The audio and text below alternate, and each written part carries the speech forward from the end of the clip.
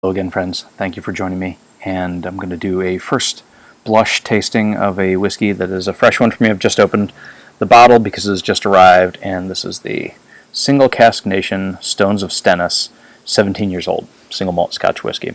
So, what is Stones of Stenness? Well, it's a little bit of an inside joke. So you can see here they give us a lot of information, as these guys do, but it says distilled in Orkney Distillery.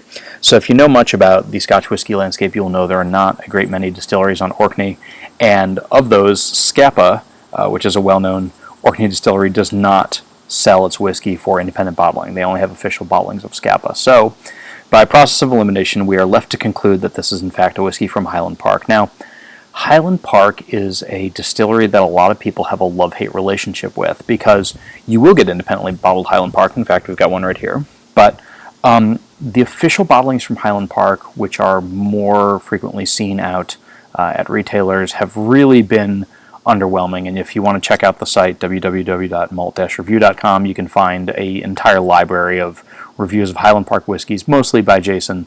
But these are these very many Viking-themed whiskeys they put out in recent years, and just underwhelming stuff. You know, it has been chill filtered, it has been diluted down to minimum strength, and it has had all the character stripped out of it, and all that lovely island character that we like in whiskey is typically just washed away, and so you get some really bland, uninspiring whiskeys from Highland Park in the officially bottled range. However, Highland Park does make great whiskey. The underlying distillate is great, and they've had a number of really cracking independent bottlings, including the prior Stones of Stenness. So this was the last time that Single Cask Nation did a Highland Park bottling. They call it Stones of Stenness again, and it was a ex-bourbon cask, as I recall.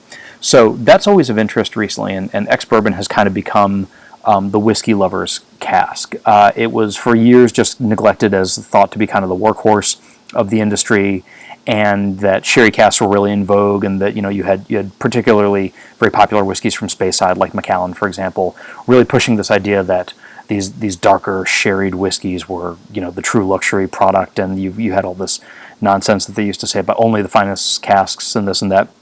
But if you know anything about sherry, you'll know that not many people drink it, and it's largely folks like your grandparents and people that are certainly in their declining years of alcohol consumption. And so you've got this huge mismatch between the supply of sherry casks from Jerez in Spain, which is where sherry comes from, and the demand for sherried whiskey in Scotland. So for the last couple of years, you've seen this trend of sherry seasoned or sherry rinsed casks, they're called. And what that is you take a normal oak cask and you put some sherry in it for some period of time to impart enough of that character and flavor that you could credibly call it a sherry cask, and then you use that to mature whiskey. But the other issue is that some of the sherry casks, like anything else, wood is an organic product, and it is subject to degradation over time, and you either get casks that are so old that they've really lost the ability to impart that flavor. They're tired or knackered, as Mark is fond of saying, or they have been, you can burn sulfur candles in them to sort of disinfect them, but that imparts this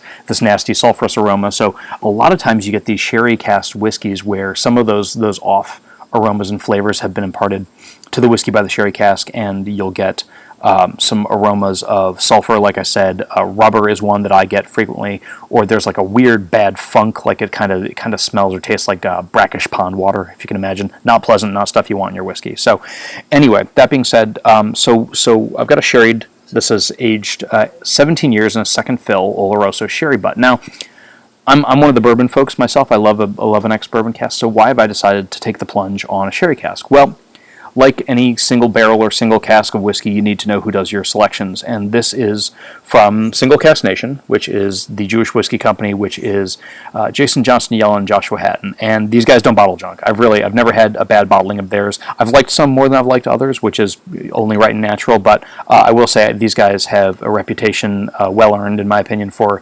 integrity and for being astute selectors of casks. So with that in mind, I don't think that they would have picked a rotten old sherry butt. The other kind of fun thing about this is that you can see here it's got this logo, Water of Life. So Water of Life is a film about whiskey that I've yet to see, but Alyssa participated in a screening of it, and she said it's great, a must-watch. So this was a collaboration that they did, and honestly, I don't think that they would have slapped slapped a logo on a bad bottle of whiskey if they were trying to make this something special. In terms of the price delivered, this was about $200 including shipping. I think it might have been $195 plus $10 for shipping, but there are only 360 bottles of this. It was distilled in November 2003, bottled in May of 2021, and comes to us at cask strength of 54.4% ABV. So again, first taste, first impressions, just going to give you my first thoughts. And again, what do I want to see? I want to see a clean sherry cask. I want to see a lot of those classic sherry aromas and flavors like dried fruit, sultanas, raisins, that kind of thing. But again, expressed very purely and very cleanly. And if there's more of the underlying malt character coming through, all the better. So yeah, man, this you would not mistake this for anything else. Sorry, I haven't showed you the color yet. It's this beautiful sort of dark brownish. You can see the bottle actually probably gives you a better idea of exactly how this looks, and you would be able to pick that out of a lineup as, okay, that's the sherry cask matured whiskey here. But yeah, I'm getting a great tonal range. So like, there's definitely that dried fruit in there for sure, but there's, again, raisins, sultanas, currants. Yeah, but there's also like there's like a honey aroma in there, like a really rich, if you ever see that, like super dark honey, or like even maybe like a maple syrup. Perhaps that's me doing synesthesia, being swayed by the maple syrupy color of this one, but yeah, and as important with this one, as I said, is what I'm not getting. So what I'm not getting is nasty, rubbery funk. I'm not getting sulfur. I'm not getting any of the off notes. This is super clean cask, but that's not to say that it's one note. I mean, as I sniff this more, I'm getting a real herbal bouquet. So like, there's probably some thyme in there. There's probably some anise, like a little peppercorn, maybe black peppercorns. And there's a great meatiness about this, and that's something that I find in some of the better sherry casks sometimes, is you get like, there's it's almost like a beefy note. Like if you think of like ground beef, that really bloody kind of meaty quality. That probably doesn't sound very appetizing to most folks who are thinking about tasting whiskey, but trust me, it works in this particular instance. Yeah. I'm getting like a hot sauce, almost like maybe a tomato-based hot sauce, like a sriracha, if you had that. That's a very particular note, but yeah, really interesting. Again, more of those kind of like, I get a cardamom. Maybe I'm getting more kind of greeny herbs here, which is, I never quite know the way to put that greeny. Does that mean anything to anybody? Hope so. But yeah, this is really delicious. Again, and it also, I'm getting kind of a fusion of those savory and meaty and sweet notes in a way here that like reminds me of like a barbecued chicken breast. Like if you take a chicken breast and you slather it with barbecue sauce and just throw it on the charcoal grill and get that great sort of combination of smoky and meaty and sweet and savory notes there. All right, but again, just the cleanliness of this cask is really, that this is why you pay up and make sure that you get somebody who knows what they're doing and is selecting casks with integrity, because this is what you're after. All right, gonna go ahead and take a sip of this.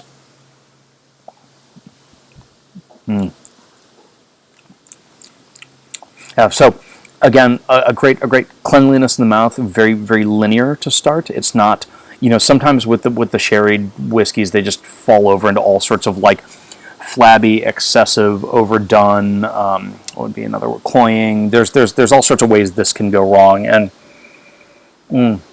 I love the precision of this. There's a really, appropriately given, it's called Stones of Stenness. There's a really pert stoniness as it first touches the lips. Yeah, and then a kind of a blooming heat. So you get some of that high ABV coming through there, but again, married to all those sort of the rich dried fruit flavors in there. And I get a little bit of smoke. I get a little bit of campfire ash, and maybe some seashells, maybe some maritime aromas and flavors.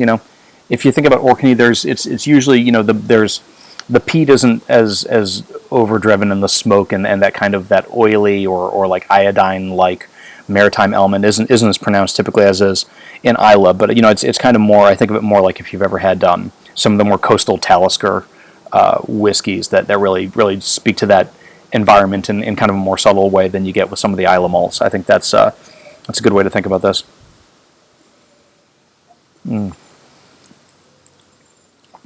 Yeah, then there's a great. It really it tingles as it finishes, and there's a like a little piquant bite of pepper. Yeah, all sorts of spice through here. This is just, and again, I love the balance. I love that it's very elegant whiskey. Again, it's not sherry overdrive or sherry bomb. There's still enough balancing factors in here. I think the underlying distillate is able to maintain its integrity in the face of the kind of the overlay from the cask.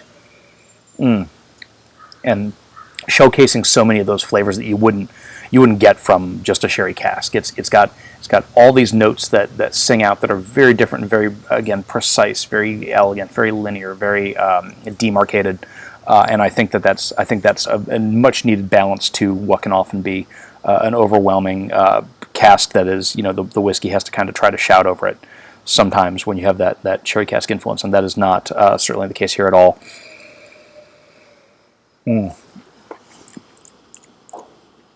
Yeah, very, very satisfying. This would scratch the itch of if you wanted a sherry dram, but not, again, a sherry bomb, just something a little more clean and pure.